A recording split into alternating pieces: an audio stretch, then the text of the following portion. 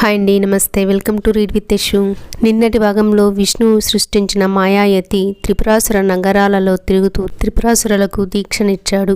తర్వాత ఆ మాయాయతి త్రిపురాధ్యక్షుని త్రిపురాసురులను ప్రజలను ఉద్దేశించి తన మతంలోని సిద్ధాంతాలను గురించి ఇలా ఉపదేశించాడు. మీరంతా మంచి జ్ఞానంతో కూడిన నా వాక్యాలను వినండి. ఈ వాక్యాలు వేదసార సర్వస్వమనదగినవి, రహస్యమైనవి, ఉత్తమోత్తమైనవి. ఈ సంసారం అనగా సృష్టి ఉన్నదే, ఇది అనాది నిత్య సిద్ధమును. దీనికి కర్త లేడు. ఇది క్రియ నుండి పుట్టినది కాదు. కర్తయే లేనప్పుడు క్రియ ఎలా ఉంటుంది? ఈ సృష్టి స్వయంగానే ప్రకటమై స్వయంగానే లీనమవుతుంది.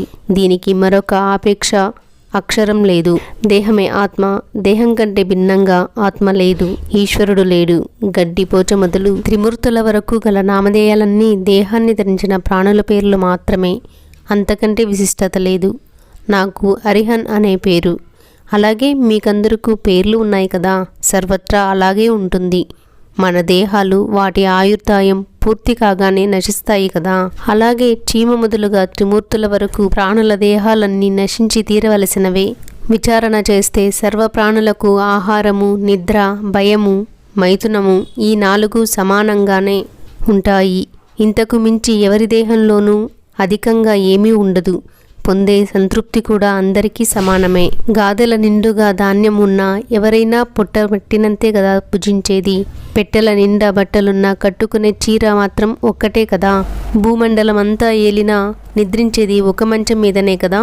హంసతూలికా తల్పంపై శయనించిన, భూమిపై శయనించిన నిద్రాసుఖం ఒక్కటే కదా. మరణ భయం అందరికీ సమానమే. మనుషులలో హెచ్చు తగ్గులు, ఎక్కువ తక్కువలు, వర్ణాధిక్యత ఎక్కడున్నాయి చెప్పండి.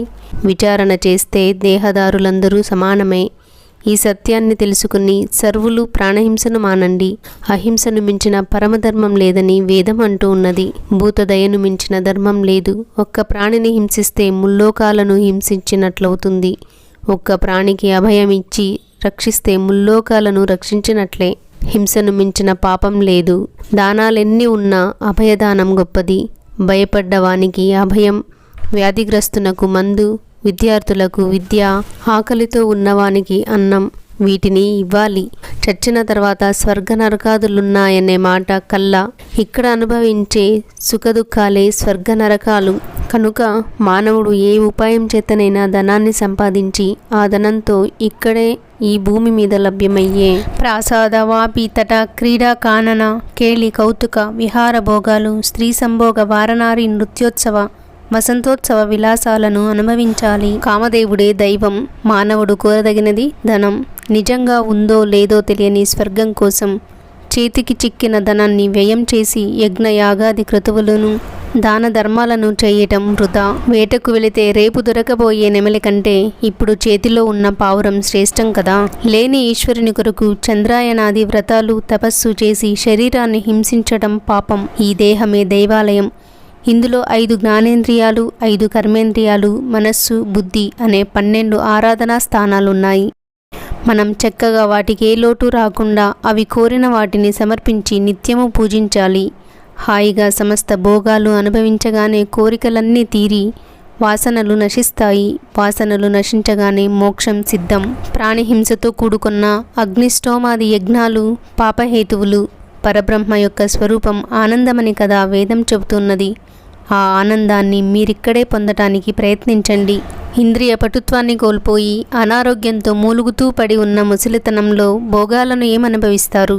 ఇప్పుడే హాయిగా ఇక్కడే అనుభవించండి. కనిపించే ఇంత అందాల ప్రపంచాన్ని కాదని కనిపించని ఈశ్వరుడు ఎక్కడో ఉన్నాడని అనుకోవడం భ్రమ, అవివేకం, అజ్ఞానం. పునర్జన్మ ఉందనే మాట అసత్యం. పాంచభౌతిక దేహం ఇక్కడే భస్మం అవుతూ ఉంటే పునర్జన్మ దేనికి? ఆత్మ నిత్యం అనే మాట అసత్యం. వర్ణ వ్యవస్థను అనుసరించి చేసిన విభాగాలు కేవలం కల్పన. బ్రహ్మగారి నుండి కదా మనుష్యజాతి ఉద్భవించింది.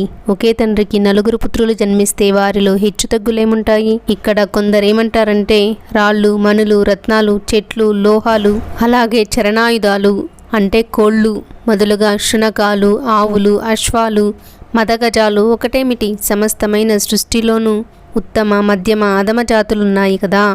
అలాగే మనుషులలోనూ జాతి విభాగం ఉంటుంది అంటారు. వాటిలో ఉంటే ఉండవచ్చు కాక మా మతంలో లేదు. ఈ విధంగా ఆ మాయాయతి సమస్తమైన సనాతన వైదిక ధర్మాలను, వేదాన్ని త్రోసిపుచ్చి యుక్తులతో, బుద్ధి చమత్కారాలతో ఖండించాడు. చివరకు పురుషుల బ్రహ్మచర్యాన్ని, స్త్రీల పాతివ్రత్యాన్ని కూడా ఖండించి, విశేషించి లింగారాధనను, శివపూజను ప్రత్యేకంగా ఖండించాడు. మాయాయతి యుక్తివాదానికి మోహితులై అంతఃపుర స్త్రీలు, రాకుమారులు, పౌరులు, పురస్త్రీలు ఇలా అందరూ స్వధర్మమైన సనాతన వైదిక ధర్మాన్ని విడిచి భయావహమైన పరధర్మాన్ని ఆశ్రయించగా ఆ నగరలక్ష్మి వారిని విడిచి వెళ్ళిపోయింది. మాయాదేవి, జ్యేష్ఠాదేవి వెంటనే ప్రవేశించారు. శివ సంకల్పంతో త్రిపురాసురుల పూర్వపుణ్యం నశించగా వారి పరాక్రమం మొక్కబోయింది. తర్వాత ఏం జరుగుతుందన్నది రేపటి భాగంలో చదువుకుందామండి. సర్వం ఉమామహేశ్వర పాదార్పణం.